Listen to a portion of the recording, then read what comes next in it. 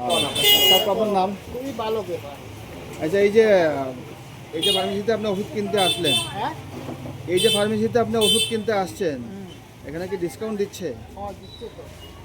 তো কিছু কিছু লোক ওনাকে প্রেশার দিচ্ছেন যে ডিসকাউন্টটা বন্ধ করার জন্য। আপনি সেই বিষয়টা কীভাবে দেখছেন? এটা বন্ধ করলে তো জনসাধারণ তো সব মানে স্বাস্থ্যবান নাই, আর অনেকের উপকার হয়, কারণ অনেকেই তো অনলাইনে ওষুধ আনতে হয়।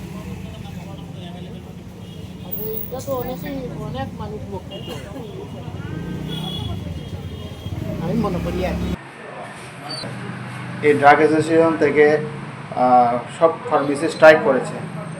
তো আপনারা তো ব্যবসার সাথে সাথে এটা আপনাদের সেবাও বটে। হ্যাঁ, তো সেই জায়গায় দাঁড়িয়ে মানে পেশেন্টকে বা পেশেন্ট পার্টিকে অ্যারেঞ্জমেন্ট করে ফার্মেসি বন্ধ রেখে যে কাজটা ওনারা করেছেন, আপনার কাছে কতটুকু যুক্তিযোগ্য লেগেছে? একদমই যুক্তি ছিল না। আমি কিন্তু দুপুরবেলা দোকান খুলেছিলাম, কিন্তু আমাকে বাই ফোর্স দোকান বন্ধ করানো হয়।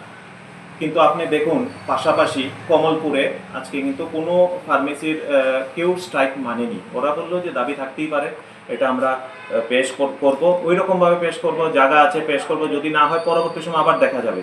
কিন্তু ওরা কিন্তু স্ট্রাইক করেনি। বা আপনার হাঁপানিয়া তো সব দোকান খোলা ছিল, কিন্তু এখানে ধর্মনগর না, বন্ধ রাখতেই হবে। আমি খোলার পর আমাকে আগরতলা থেকে সেক্রেটারি দিয়ে ফোন করিয়ে রিকোয়েস্ট করিয়ে দোকানটাকে বন্ধ করানো হয়। কিন্তু আমি তো এটার পক্ষে একদমই ছিলাম না, যে আমি কেন স্ট্রাইক কেন করবো, আর ফার্মেসির কি স্ট্রাইক, এটা তো একটা অবাক করা বিষয়।